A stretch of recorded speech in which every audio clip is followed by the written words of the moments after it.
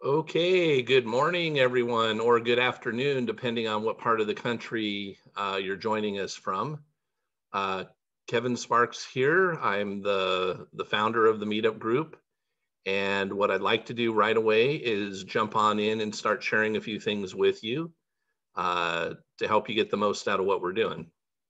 So first thing I'm going to go ahead and do is share my screen. Okay. And what I want to share with you real quickly to start off with is that we have a Facebook group that coincides with these daily Zoom meeting trainings that we have. The Facebook group is called I Want to Be Really Rich and I Do Not Apologize for It, which is exactly the same name as what we've given the meetup groups. So that's one way you can find it, is to go into Facebook and look it up that way amongst the groups. What I'm going to do right now, though, hopefully this will make things a little bit easier for you guys. Hang on a second. Oh, that's not what it was. What I want to do is hop into chat, and so that you can find it more easily. You could click it now, unless it's going to kick you out of our meeting, then don't do that. But maybe right before the meeting ends, go into chat and click on, and that way you can join our Facebook group. Why would you want to? Well, first of all, when we have our meetings, we're going to be recording them, or I'm going to do the best I can to remember. Occasionally I forget. Most of the time I remember. And I will put the recordings of the meetings that we have into the group. Also, it's another way you can interact with us and we can interact with you guys outside of the 45 minutes or so that we have together Monday through Friday.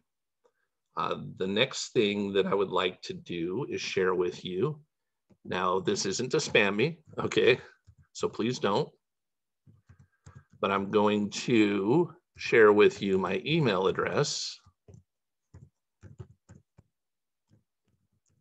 because I am a law of attraction coach. I specialize in helping people make more money and build more wealth and get over the things that block them and make breakthroughs.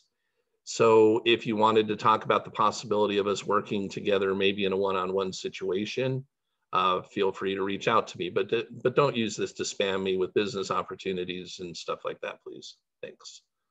And also questions about what we did in the meeting, where what we do is we try to save about 10 to maybe 15 minutes for the end of our meeting for commentary, for sharing insights, ahas, and for asking questions. And then once 45 minutes or so is up, if I'm in the desire to do so, in the mood to do so, and you guys still have questions to ask, then what I do is I turn off the recording, which basically means the meeting's done. Those of you that have to get off after the 45 minutes, just go ahead. Those that want to stick around, sometimes we stick around anywhere from 5 to 15 minutes. So just kind of want to give you that heads up of how things go. So here's my email address that you can reach out to me. Again, for the purpose of potentially working together, if that's something you like to do. You don't have to, but that's why I wanted to make sure it's available to you. The other thing I want to show you inside the Facebook group itself is that if you want to know more about what the group is about and a little bit more about myself, so that I don't have to take a lot of time to talk about it and myself, the very first post in there should say announcement 1. Essentially what this is learning more about the group and learning a little bit more about me. You probably received that, or you were supposed to receive that when you signed up through Meetup anyway, when you got kind of your welcome email from Meetup. But just in case you didn't see it or didn't take the time, you can find this video and find out more about, again, what the group is about and what my background is.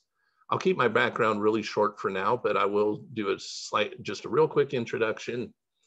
Everybody has mentors in their life, people that make a difference. At least every successful person I know. I've had many, but I'm just going to bring up 2 that have had a big impact on me as far as understanding how the law of attraction and money works, but also how entrepreneurship, business, and investing works. So first of all, one of those people that I got to work very closely with together is a gentleman by the name of Robert Kiyosaki. If you don't know who he is, you might have heard of his book, Rich Dad, Poor Dad, or maybe of his game, The Cash Flow Game. So Robert Kiyosaki, it's been years ago, but I worked closely with him and his partner, Sharon Lechter. They hired me to come on board. Well, when I say hired, I wasn't an employee or anything like that. I helped them in consulting and in helping them grow their business. But to be perfectly honest, I learned so much more probably from them than they learned from me. Not that it wasn't valuable to them. We loved working together, but I got to see the inside workings of how Robert and Sharon did things, how they ran their company, the way that they think about money and wealth and things like that. So that's had a big impact on me. And then another person that I got to actually, someone I hired to be my coach and to train me around the law of attraction, and he understands business too, is a gentleman by the name of Bob Proctor. If you haven't heard of Bob Proctor, he's in the movie The Secret. And the book The Secret, which was written by Rhonda Byrne. He also has written his own book called You Were Born Rich. Okay, next thing I want to share with you real quick is we are in the process of having some study and discussion around a particular book that is, it's had a big impact in my life, but it's also had a big impact in the life of Rhonda Byrne, the person who created the movie The Secret, and Bob Proctor, who was given this book by Earl Nightingale and Lloyd Conant of the Nightingale Conant Corporation. So the book came highly recommended. I ended up being exposed to the book. Then I attended a Science of Getting Rich seminar workshop taught by one of Bob Proctor's coaches back at the time. Her name is Leslie Householder. And I went through the 3-day Science of Getting Rich seminar with her. And then by her, I was given a self-study version of it to go through over and over and over again. That was actually Bob Proctor teaching it. And within, that was in a February. By the time April had rolled around, I was able to quit my job. At that point, prior to that, my job, I was earning $5 to $6 grand a month, and going forward, the next 8 months after that, my income averaged. It varied, but the average over the 8 months was 50 grand a month. Bob had said, "Hey, how would you like to make your annual income, your monthly income?" Now, I didn't quite hit that, but I definitely wasn't upset. But interestingly enough, I wasn't 100% sure that I believed that that was possible. And so it was a huge lift for me. So the Science of Getting Rich is why Rhonda Byrne chose to create the movie and the book, The Secret. She was given that book by her daughter, The Science of Getting Rich. Bob Proctor, again, was given the book by Earl Nightingale and Lloyd Conant of the Nightingale Conant Corporation. And then I was given the book by Leslie Householder, went through the seminar, later date hired Bob to be a coach of mine. I've been a coach and facilitator for his programs, and now I'm independent. However, I stay in close contact with people on Bob's team, and I actually mastermind with other coaches that are on his team, and they mastermind with me, and we coach each other. So every coach needs a coach.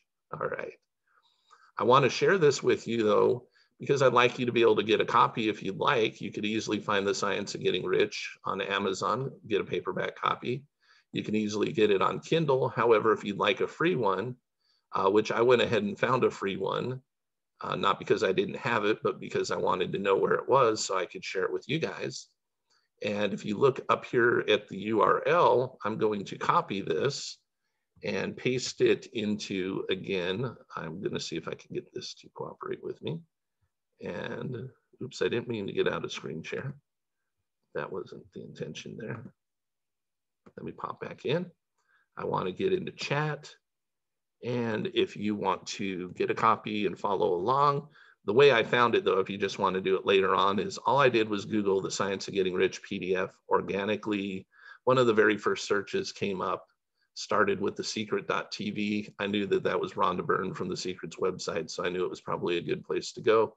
And she gave the book away for free. So I went ahead and downloaded it. We are currently on page 33 of 77 in this particular book. I don't know that that's the page of the book, but that's the page of the PDF file right now that we are currently on. So I just wanted to go ahead and share that with you so that you can follow along. If you choose not to get it or you choose to get it later, you're going to be able to see my screen anyway and follow along. So I'm going to do some reading. I'm going to add some commentary along the way where I feel it's appropriate. And we will save time at the end for interaction, again, for comments, for ahas, for you to share your experiences if you would like to, and to ask questions. Let me get a quick sip of water and we'll jump right in.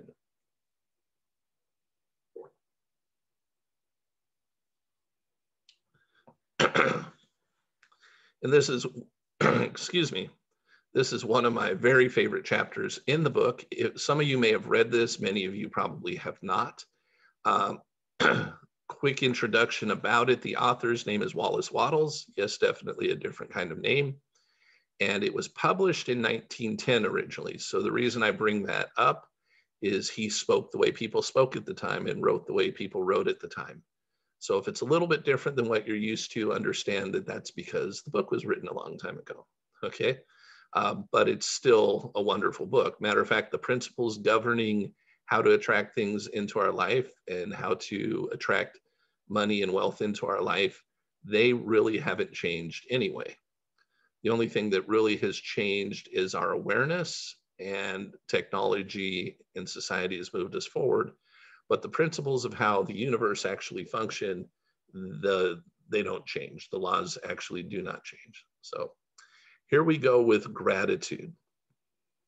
The illustrations given in the last chapter will have conveyed to the reader the fact that the first step toward getting rich is to convey the idea of your wants to formless substance.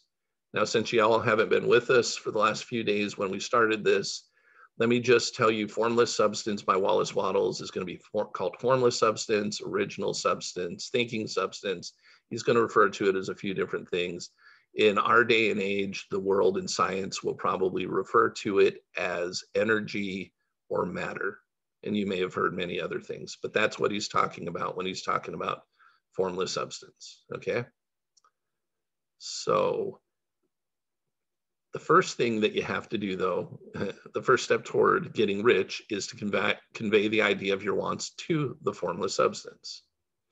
This is true, and you will see that in order to do so, it becomes necessary to relate yourself to the formless intelligence in a harmonious way, okay? You do it in harmony, you get harmony back. You do it chaotically, you get chaos back. And that's not what you want. You want to actually manifest what it is you really want in your life. To secure this harmonious relation is a matter of such primary and vital importance that I shall give some space to its discussion here, and will give you instructions which, if you will follow them, will be certain to bring you into perfect unity with the mind of God. Now, everybody here probably doesn't believe exactly the same thing. Some of you don't necessarily believe in God as a person or a being or an entity or something like that.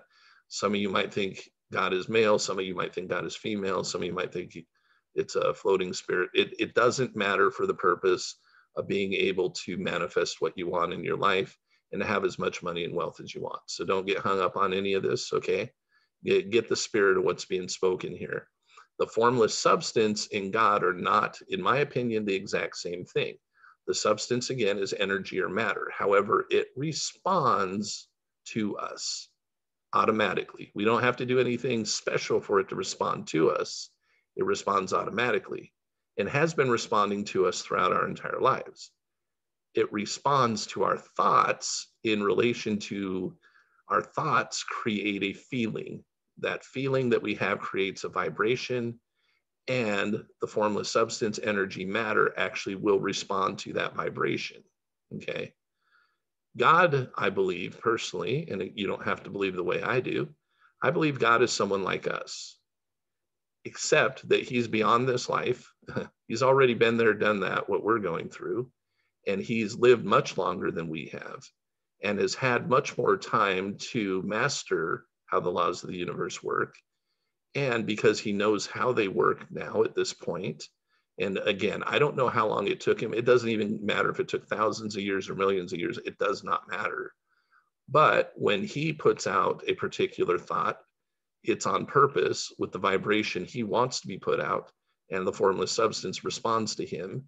And because he doesn't have any doubt, because he doesn't have fear, because he has total belief, he does not convey different thoughts that are in opposition to each other to the formless. When he puts something out there, it responds rapidly and quickly to his thought, if not instantaneously, because he does not have the doubts, the fears, the worries, and things that we do. So that's just my thought and feeling about God, that we are currently here on an earth that I believe that he put together, and to be able to learn how to become like he has become. And I believe that at one point in time, he lived very similar to the way we do and had to go through a similar process of growth. And then I personally believe that after we die here on earth in our physical body, that we're going to continue to live on afterwards. Different people have different ideas in what form and way that will be. That's not really important for this purpose, other than the feeling of, hey, I'm not just going to poof out of existence at the end of this life. Therefore, that would make sense that I would have time to continue to learn and develop and grow. So maybe I may be very far from whom God is today, but who knows, in a matter of thousands of years, or even millions of years, if my intelligence lives on, that I would be able to learn and understand what God has learned and understands. But God is friendly to us. And when we put out a good vibration and we're in harmonious vibration with that which is good, then we end up being in touch with God. I believe that it is through God that we receive our personal inspiration, revelation, and intuition, which can guide and direct us in receiving that which we really want in our lives.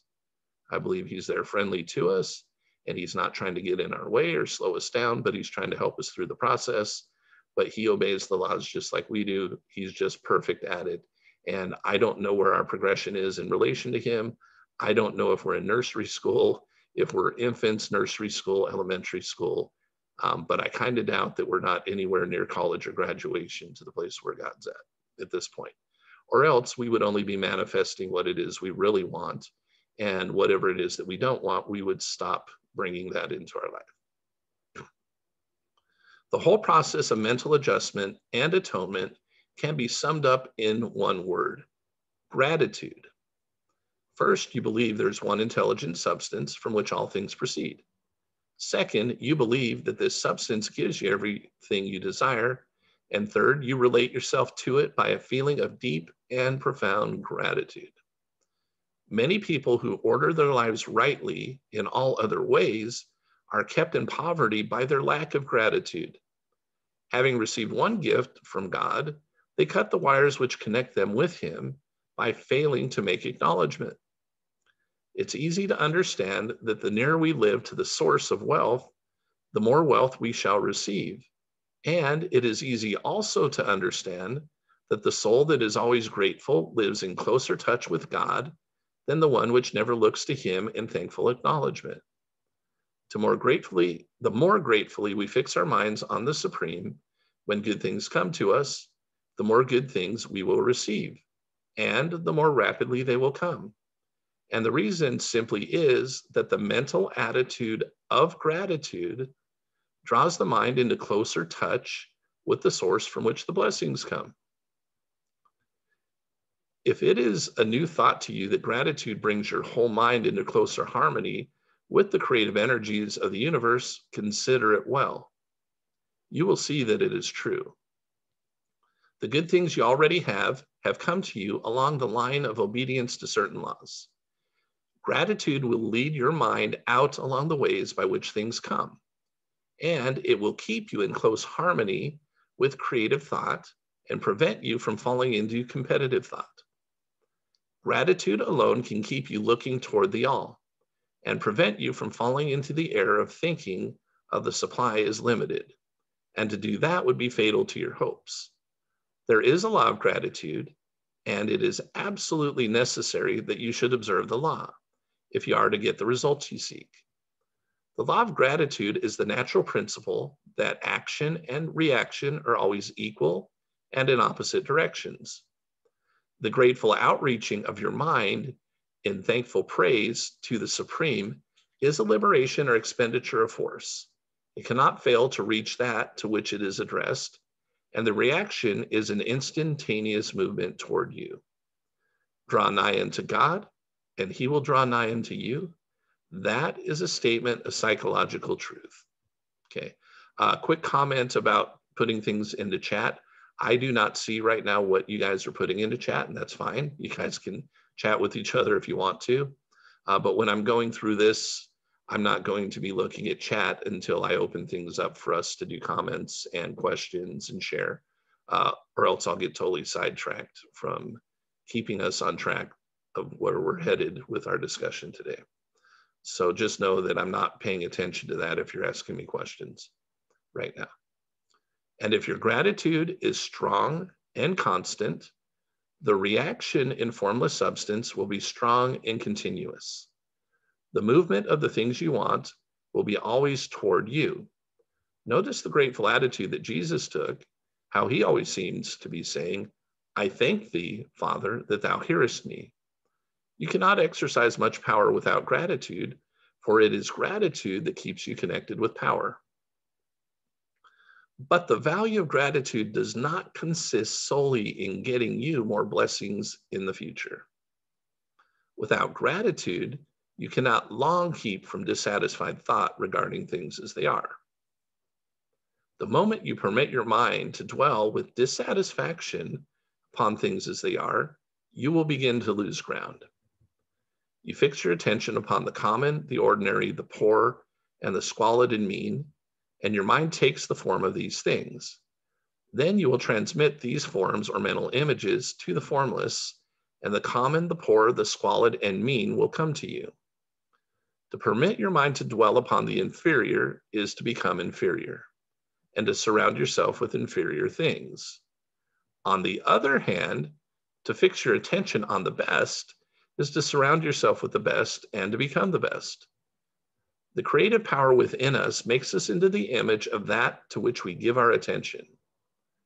We are thinking substance, and thinking substance always takes the form of that which it thinks about. The grateful mind is constantly fixed upon the best. Therefore, it tends to become the best. It takes the form or character of the best and will receive the best. Also, faith is born of gratitude. Why is that? I think Wallace is going to tell us a little bit more, but essentially when we are thankful, what we're doing is we're thinking about that which made us feel grateful. We're searching for things that are good, and we end up, when we search for something, we find it. Well, in our own mind, when we're looking for what's good and things to be grateful for, we find that good things have happened to us. Therefore, it increases our faith because we figure out that the good things happen to us because we were putting out the right vibration. We were thinking the right way. We were putting out the right kind of thoughts. And so we receive back actual manifestations in our life that please us. However, and so that is why gratitude creates faith. However, if we don't continue to do that, then what we do is we start looking at what we don't have that we want. And instead of being thankful, we turn to ingratitude. We turn to disrespect. We turn to fear and worry and upset and things like that. And so we've changed our thoughts, we changed our feelings, we've changed what we're impressing upon formless substance, and we get that reflected back to us in the forms of what starts to manifest. But if you're ever wondering how to build your faith in the law of attraction and the other laws that exist that govern the universe and how you can actually use them to receive what you want in your life, you can always use gratitude to increase your faith. Because the grateful mind continually expects good things, and expectation becomes faith. The reaction of gratitude upon one's own mind produces that faith. And every outgoing wave of grateful thanksgiving increases faith. He who has no feeling of gratitude cannot long retain a living faith. And without a living faith, you cannot get rich by the creative method, as we shall see in the following chapters. It is necessary then to cultivate the habit of being grateful for every good thing that comes to you and to give thanks continuously. And because all things have contributed to your advancement, you should include all things in your gratitude. Do not waste time thinking or talking about the shortcomings or the wrong actions of the plutocrats or trust magnates. Their organization of the world has made your opportunity. All you get really comes because of them. Do not rage against corrupt politicians. Boy, is that a message for all of us, right? If it were not for politicians, we should fall into anarchy. And I don't know if you think we already have or not, but definitely it could be worse. And so what I do is I focus on the gratitude for what is good. And I also understand too that no particular president or governor or whatnot can stop me from actually receiving what I really want in my life, because I actually understand how these laws work and I can use them to manifest the things that I want for myself personally and for those in my family that I'm close to. So I've learned that it's not really as big of a deal as we're making of it. And Wallace Wattles is going to talk a little bit more about that, okay?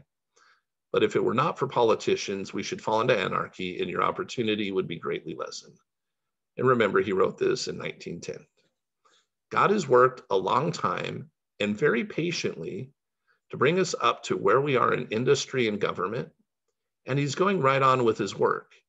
There is not the least doubt that he will do away with the plutocrats, trust magnates, and captains of industry and politicians as soon as they can be spared. But in the meantime, behold, they're all very good. Remember that they are helping to arrange the lines of transmission along which your riches will come to you. And be grateful to them all. This will bring you into harmonious relations with the good in everything, and the good in everything will move toward you. All right. What do we have for time right now? All right, we're right at about that 15-minute mark or so. Could go on a little bit, but what I will say about previous chapters, you definitely probably want to go into the Facebook group and go through these.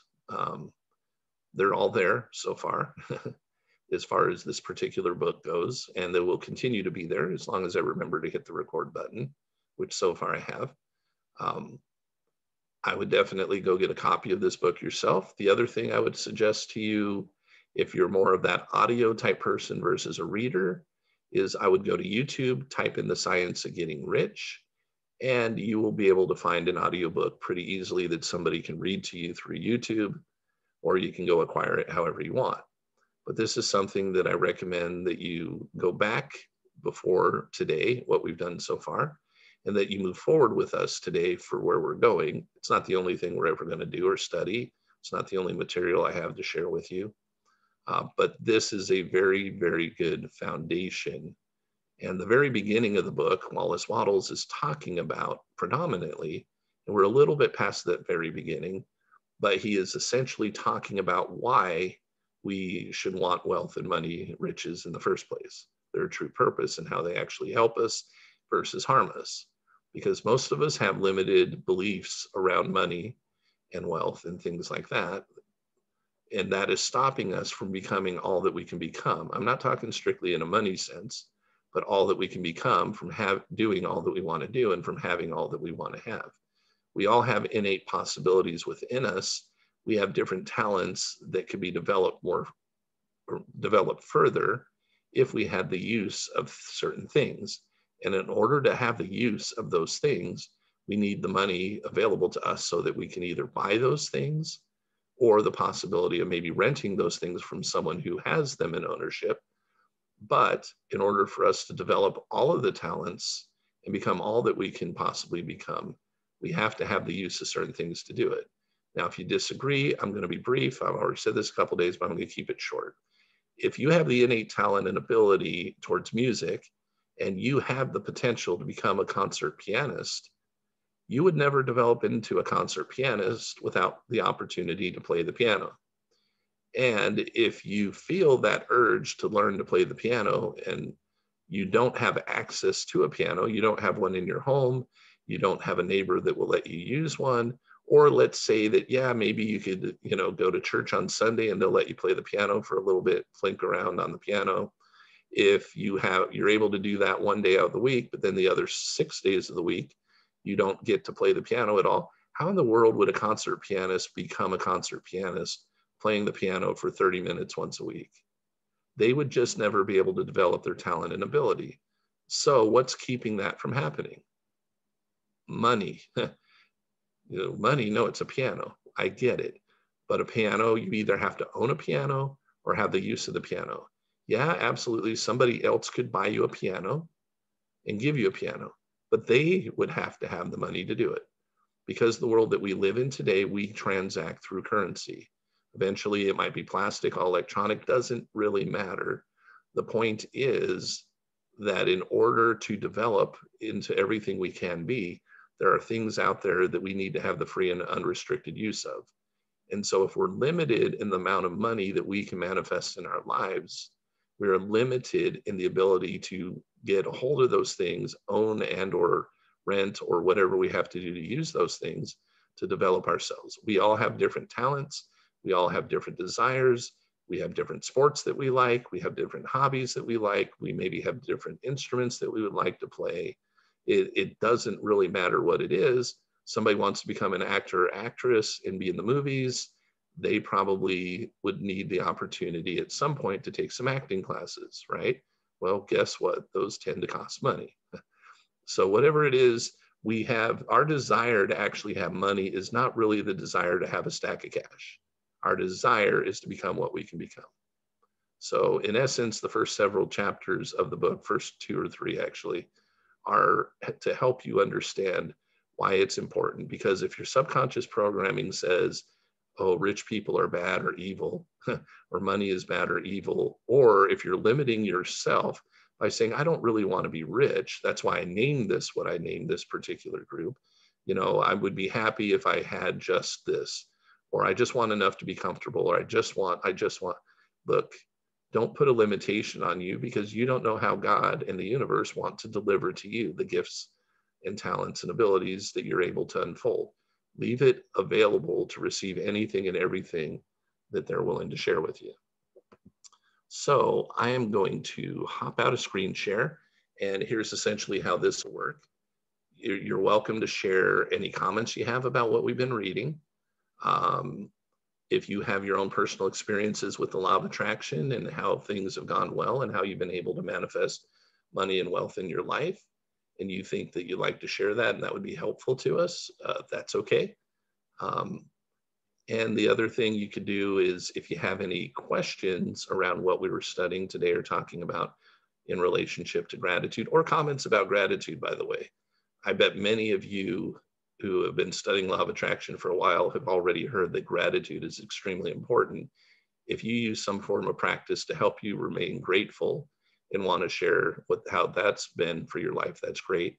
And again, if you have any questions, feel free to ask those. So essentially, everybody's probably on mute right now. Don't everybody come off mute, okay? That would be chaos. What I would like, though, is if you have something to say, just go ahead and come off mute, and the first person that comes off can say something, and then the next, and we'll kind of go in order as people do that, as long as we have time to do so. And then I'll probably stick around with you guys for another 5 to 10 minutes when we're done. All right. Anybody have anything that they would like to share or any questions they would like to ask?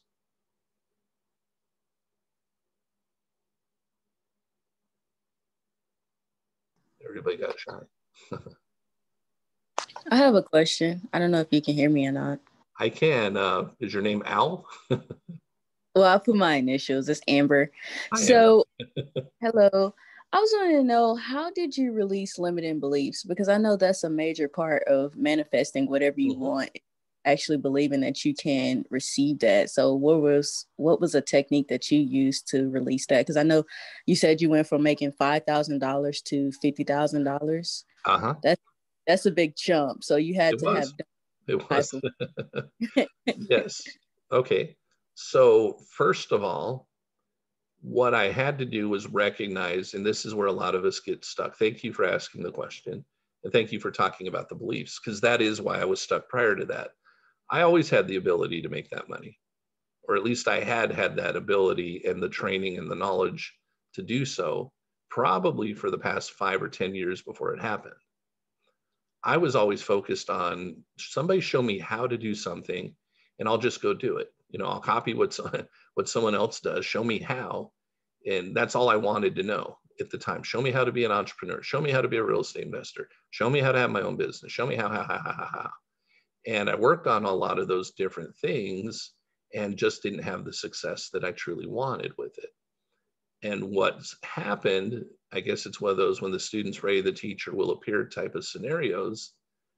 I finally got it through my head, my thick skull there, that I thought to myself, I'm relatively, I think, without trying to be, obnoxious about it, but I think I'm smart enough. I think I'm relatively intelligent. I mean, I think I'm understanding. I'm watching other people successful. I'm trying to follow the pattern they're doing, but I'm not getting their results, and or I'm totally in fear of doing what it is that they're doing, and it seemed really silly to me.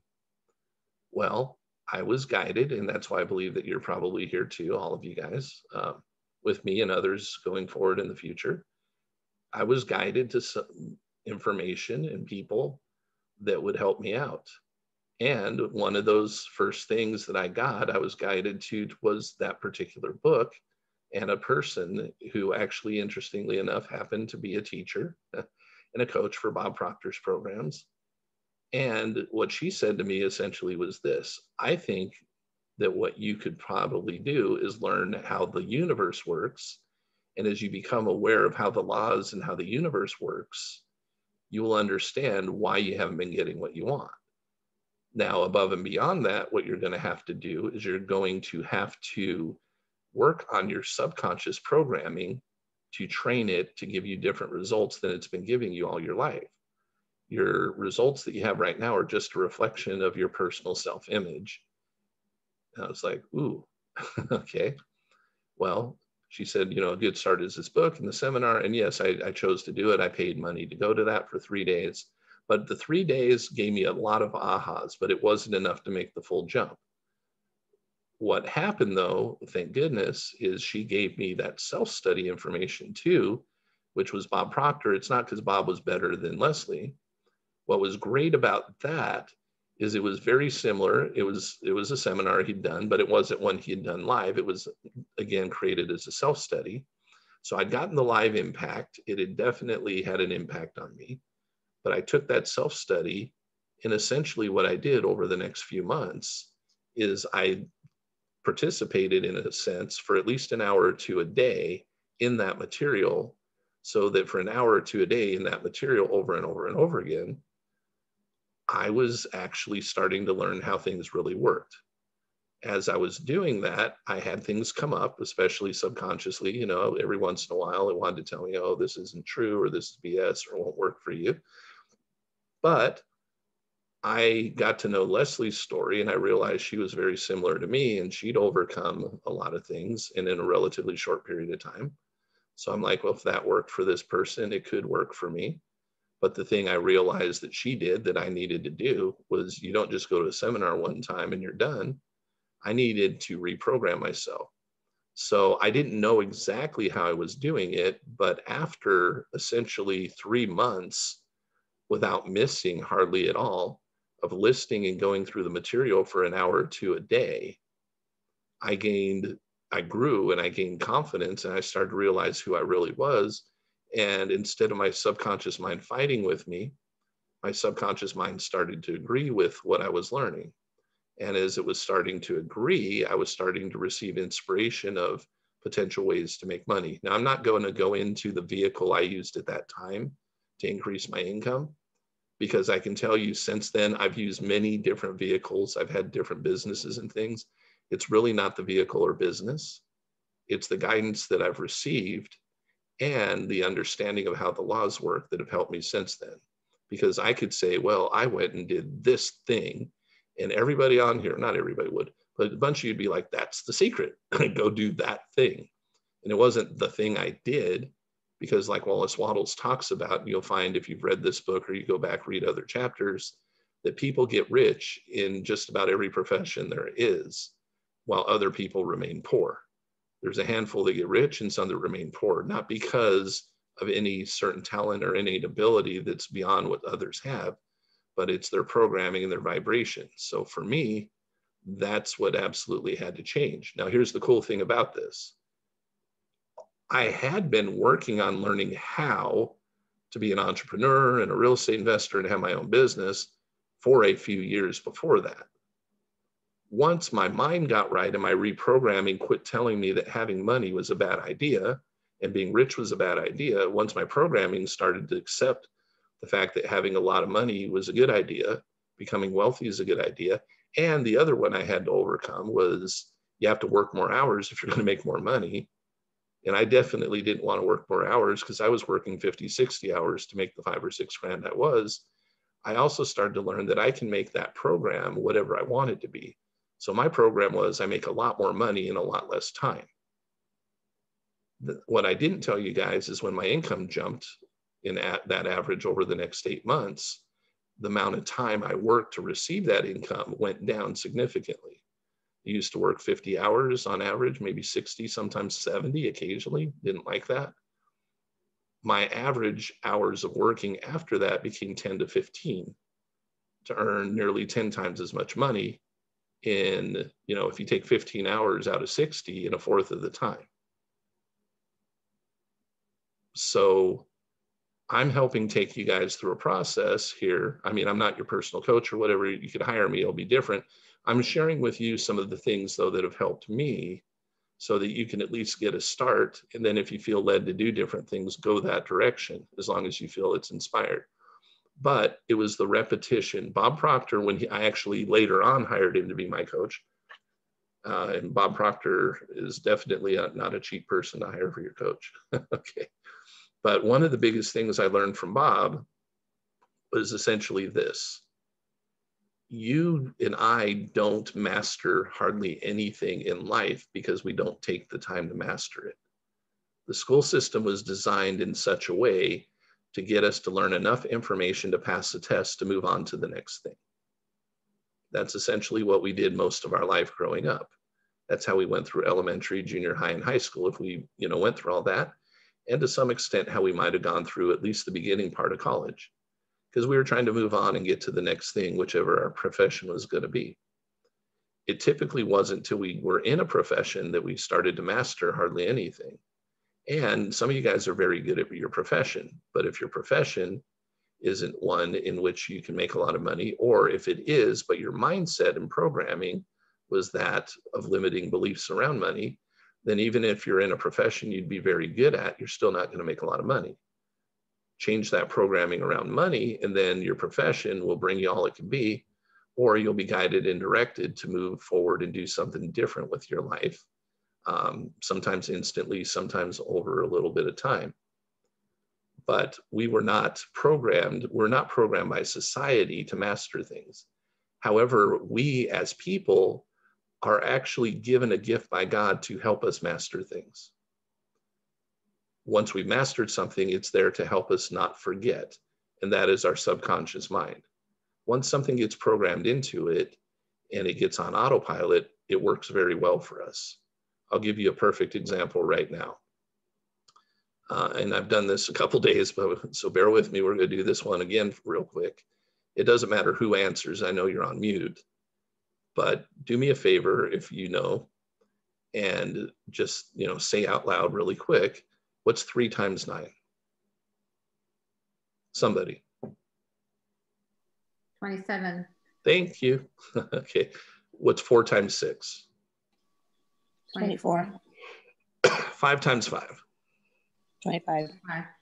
Okay, somebody in here is going to either be a genius or this is how their brain works, but I'm going to ask you a question. What's 26 times 32? Without using a calculator, your toes, your fingers, piece of paper. All of you can do it if you have right. If you have the right tools, right? Here's the reason I say some genius on here will do that is we've had a genius on here with numbers the last couple of days. And he was able to do that, but he laughed because he's a math expert. Okay. But here's the point. My mom was the math expert. I just learned to appreciate it. Yeah, absolutely. But why do we non-math experts, why are we able to do it? Because in elementary school, junior high, it was driven into our brains. We repeated over and over our times tables over and over and over. And here we are at different ages. I'm not going to guess everybody's age on here. I'm going to say maybe between the age of 18 on up to my age, 52, or maybe a little more. Hey, I haven't been studying the times tables in my life now since I was in elementary school or junior high. And I haven't really used any of them since high school, except occasionally to do some simple math, right? And it's essentially the simple math. I know now I can pull out a calculator. Well, simple math. I can pull out a calculator if I go beyond 12 times 12. But why do we know our times tables from, ones up to 12s? Because that's what we were taught and that's what we repeated. So what happened is we mastered it and it became subconscious. A, B, C, D, E, F, G. Why have we not forgotten the ABCs? Right? Because we use them every day. But we don't sit here and, think out loud to ourselves when we're trying to spell stuff. A, B, C, okay, D, that's the next letter, We just start putting the letters where they belong when we're spelling. Hopefully we still know how to spell. With all the texting and stuff that goes on, someday we may not know how to spell anymore. But anyhow, my point is the subconscious mind has mastered things and it brings to us, it makes it so that we don't have to think about it anymore and we can go master something else. Let's talk about the subconscious mind for a moment. And I will say we are beyond time. So I'm going to talk about the subconscious mind for a few minutes. Those that got to go, I'm not going to keep you. Okay. I'm going to turn the recording off though. Those that want to stay with us a few minutes longer, you're welcome to stay.